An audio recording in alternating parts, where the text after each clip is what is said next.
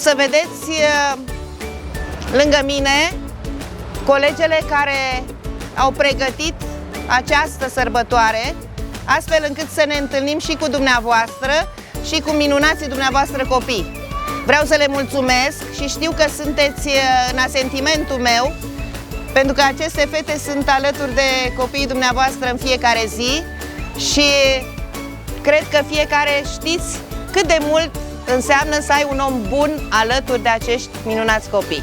Atunci când vine vorba de sculptat dovleci, cu siguranță suntem cei mai pricepuți. Iată-ne ajuns la cea de-a 8-a ediție în care sărbătorim dovleacul.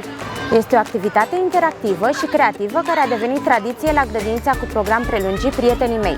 Pentru noi, Halloween-ul înseamnă momente plăcute și pline de magie alături de familia Prietenii mei.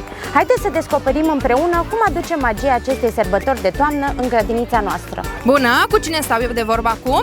Cu Captain America. Tu în ce te-ai costumat că ești tare frumoasă? Într-o vrăjitoare. Într-o vrăjitoare. Superman. Ia spune-mi, în ce te-ai costumat tu astăzi? În Elsa. Înțeleg.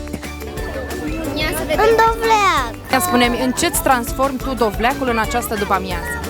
Păi vreau să-mi transform dovleacul într-o vrăjitoare și de la casa noastră. În pisică. În pisică. Un personaj cliț. O pisică? În Pisică.